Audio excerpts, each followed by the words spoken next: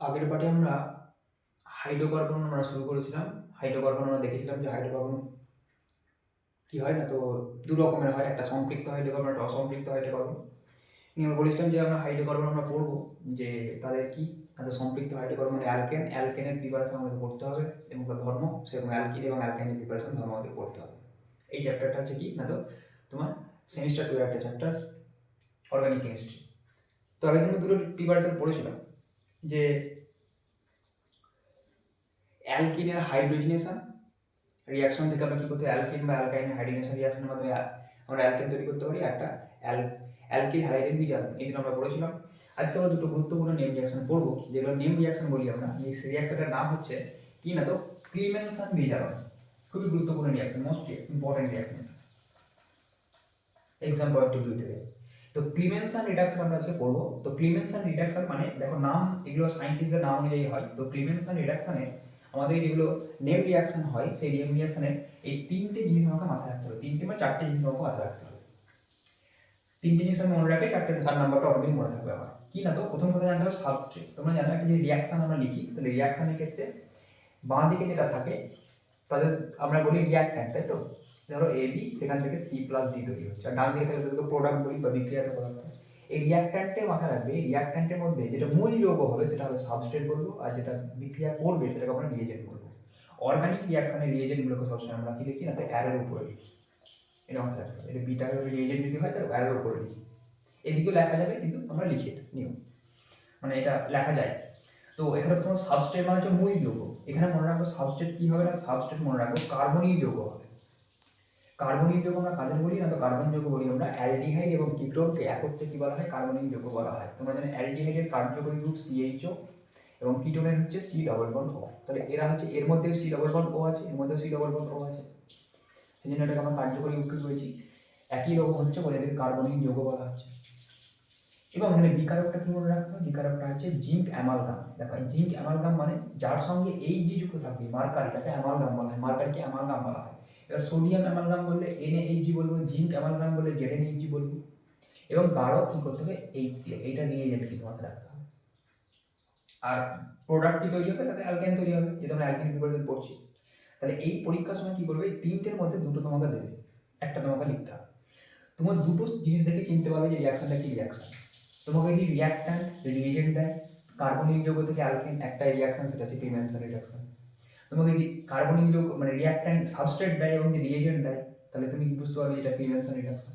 তাহলে আমাকে তিনটে জিনিস মেনলি মনে রাখতে হবে, সাবস্ট্রেট, রিয়েজেন্ট এবং বিক্রিয়াত পদার্থ।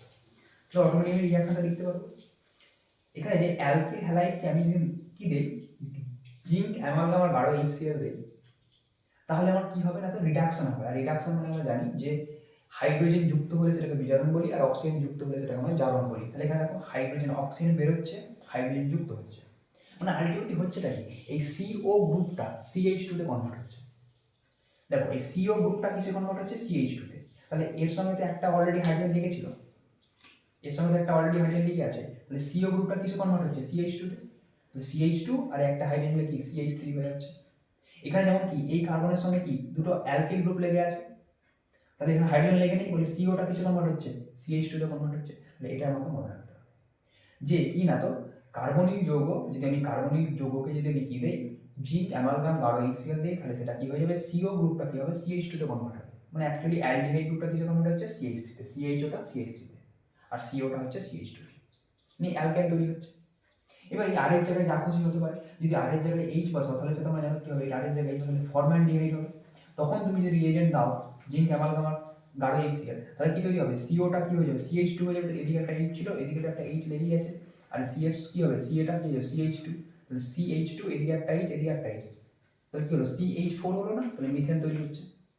একই রকমভাবে আর এর জায়গায় তুমি CH3 বসাও, তাহলে কি হবে, CH3 বসালে তোমার এই তো CH3 ছিল, তার সঙ্গে কি হয়ে যাবে, এটা CH3 হয়ে যাবে, মানে একটাতে H আছে, সিওটা CH2 হয়ে যাবে, তাহলে কি হবে, ইথেন তৈরি হবে। তাহলে এরকম করে অ্যালডিহাইড হোক, কিটোন হোক, যেখান থেকে খুশি হোক আমরা কি করতে পারবো না, তো অ্যালকেন তৈরি করতে পারবো। তাহলে এটা হলো আমাদের প্রথম রিয়াকশন, যেটা আমরা বলছি ক্লিমেনসন রিডাকশন। খুবই গুরুত্বপূর্ণ বিক্রিয়া, এটা আমাদেরকে মাথায় রাখতে হবে।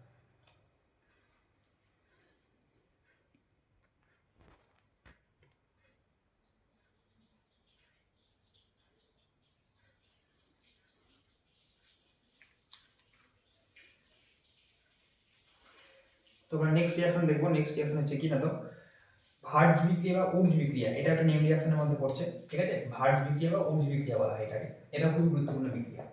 এখানে একটা কথা মাথায় রাখতে হবে, এখানে আমরা কি করবো না তো কার্বন সংখ্যা বাড়াতে পারবো। কার্বন সংখ্যা বাড়াতে পারবো মানে যে এখানে যতগুলো রিয়াক্ট্যান্টে কার্বন থাকবে, রিয়াক্ট্যান্টে তার থেকে কি হবে দ্বিগুণ সংখ্যক কার্বনযুক্ত কি তৈরি হবে, অ্যালকেন তৈরি হবে। এটা মাথায় রাখতে হবে, খুবই গুরুত্বপূর্ণ বিক্রিয়া।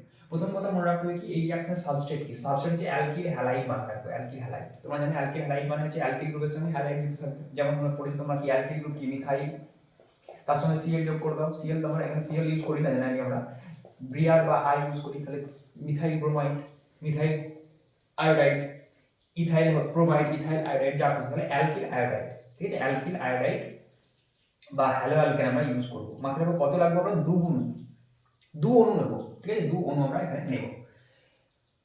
রিয়েজেন্ট কি, রিয়েজেন্ট এখানে হচ্ছে সোডিয়াম অবলিক শুষ্ক ether, dry ether. Dry ether এই কারণে ইউজ করা হয় কারণ সোডিয়াম যেহেতু জল ওয়াটার থাকলে কি অবশ্যই সঙ্গে রিয়াকশন করবে, সেই জন্য আমরা ড্রাই ইথার নেই। আর প্রোডাক্ট কি তৈরি হবে, অ্যালকেন তৈরি হবে।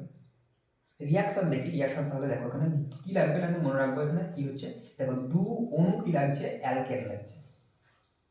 সেখান থেকে কি তৈরি হচ্ছে, দু অণু অ্যালকিল হ্যালাইড লাগছে, এই যে 2R, সেখান থেকে কি তৈরি হচ্ছে, এক অণু কি তৈরি হচ্ছে, অ্যালকেন তৈরি হচ্ছে। এবার আমরা রিয়াকশন কি করে লিখবো, রিয়াকশন লেখার জন্য দেখো, রিয়াকশন লেখার জন্য কি হচ্ছে, এখানে আর আই আছে, কটা আছে, দুখানা। তাহলে আমি কি লিখলাম, একটা আর আই লিখলাম, তারপরে সোডিয়াম, তারপরে আর একটা আর আই মিটে ঘুরিয়ে লিখেছি, আগে আই লিখেছি তারপর আর লিখেছি। এখান থেকে আমরা যদি বের করে দেই কি না তো Na আই, এখানে কখনো সোডিয়াম লাগবে, এখানে লাগবে দুটো সোডিয়াম, কারণ দুটো Na আছে, তাহলে Na আই করবে, তাই না। তাহলে 2Na আই এখান থেকে বেরিয়ে যাচ্ছে। অর্গানিক রিয়াকশনে মনে রাখবে এখানে 2 বসানোর কোনো দরকার নেই, কারণ ব্যালেন্স করতে হয় না, শুধু দিলেই হবে। এটা এখানে যদি 2 না দাও তাতে কোনো অসুবিধা নেই, না দিয়ে দেওয়া কোনো অসুবিধা নেই এখানে, ঠিক আছে। এটাও যদি তুমি 2 না দাও, তোমাকে বুঝে নিতে হবে যে এটা হচ্ছে কি ভার্জ বিক্রিয়া বা উর্জ বিক্রিয়া, কারণ অ্যালকিল হ্যালাইডের সঙ্গে শুষ্ক ইথার এবং সোডিয়ামের বিক্রিয়া করালে অ্যালকেন তৈরি হয়। এবং মনে রাখবে যে যে রিয়াক্ট্যান্টটা দিয়েছে সেটা দুটো পরিমাণ কি হবে, দুটো অংশগ্রহণ করবে, নিয়ে এখান থেকে কি হবে, এটা 2Na বেরিয়ে যাবে আর বাকি আর দুটো যুক্ত হয়ে যাবে। মাথায় রাখবো কি যে অ্যালকিল গ্রুপ, অ্যালকিল হ্যালাইডে যে আর গ্রুপটা থাকবে, মানে অ্যালকিল গ্রুপটা থাকবে, তারা দুটোকে জুড়ে দেবো, নিয়ে কি তৈরি করবে, একটা অ্যালকেন তৈরি করবো। ধরো আরেক জায়গায় CH3 বসাবে, তাহলে কি CH3I হবে, তাই তো। CH3 কি হবে, CH3I। এবার এখানে আমাকে কি দিল, আমার পরীক্ষার সময় দিল সোডিয়াম অবলিক ড্রাই ইথার দিল, বা শুষ্ক ইথার, শুষ্ক ইথার দিল। তাহলে এখানে দেখবো কি কটা অ্যালকিল গ্রুপ আছে, এইটা আছে। তাহলে আমাকে ভেবে নিতে হবে যে এটা কি, বুঝতে হবে যে সোডিয়াম অবলিক ইথার দেওয়া আছে মানে অ্যালকিল হ্যালাইড দেওয়া আছে, মানে এটা ভার্জ বিক্রিয়া। এখানে কত অংশগ্রহণ করে তোমাকে বুঝে নিতে হবে, দুটো। তাহলে আমি কি করবো, এই অ্যালকিল গ্রুপটাকে দুবার লিখে দেবো, CH3 CH3, কার্বনের সঙ্গে কার্বন বন্ড হবে, তাহলে কি তৈরি হলো, মিথাইল ছিল, সেই মিথাইল থেকে দেখো দুটো কার্বনযুক্ত অ্যালকেন তৈরি হলো, মানে কি হলো, ইথেন তৈরি হলো। সেটাই আমরা বলছি, তাহলে আমরা এইভাবে লিখতে পারি, যেমন আমি এখানে লিখেছি এইভাবে, CH3I ভেঙে লিখেছি, Na তারপর CH লিখেছি, কারণ আমি জানি দু অণু অংশগ্রহণ করবে, নিয়ে এখান থেকে বের করে দিয়েছি, এখান থেকে তৈরি করেছি, ঠিক আছে। এবার এই যে অ্যালকেনগুলো ভালো করে খেয়াল করে দেখো, এই যে অ্যালকেনগুলো, এই অ্যালকেনগুলো কেমন, না তো প্রতিসম অ্যালকেন। প্রতিসম অ্যালকেন কেন, কারণ দেখো এই যে অ্যালকেনটা CH3 এর মাঝখানে যদি ভাগ ভাগ করে দিই, তাহলে এই পার্টটাও সমান, এই পার্টটাও সমান, কারণ এখানে অ্যালকেন হ্যালাইড দুটো একই নিয়েছে, এটা প্রতিসম অ্যালকেন।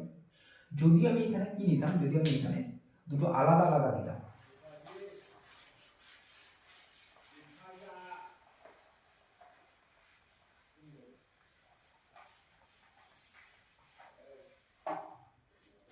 যেমন ধরো এরকম R bond I plus R prime bond I, তাহলে কিন্তু এখানে আমার রাখবে এখানে কটা প্রোডাক্ট তৈরি হবে, তিনটে প্রোডাক্ট তৈরি হবে।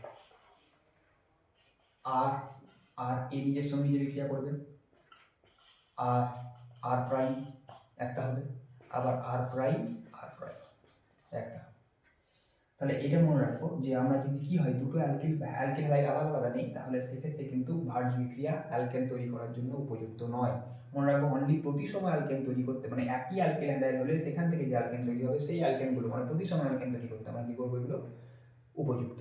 এটা একটু ওরা খেয়াল, ঠিক আছে। যেমন ধরো তোমাদের পরীক্ষার সময় দেওয়া থাকবে যে এরকম একটা কোশ্চেন ধরে তোমাকে দিচ্ছে, যেমন হলো এটা, এখানে একটা হ্যালাইড গ্রুপ যুক্ত আছে বিআর, এখানে আই যুক্ত আছে। এখানে তুমি কি দাও, সোডিয়াম অবলিক দিয়ে ইথার দাও, তাহলে কি তৈরি হবে ভালো করে দেখো।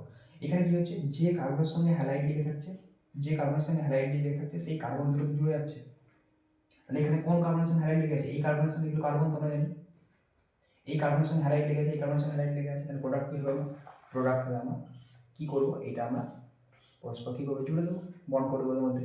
যে মনে রাখবো, যে কার্বনের সঙ্গে হ্যালাইড লেগে থাকবে, এই কার্বনের সঙ্গে হ্যালাইড লেগে আছে, এই কার্বনটাকে জুড়ে দিচ্ছি এখানে।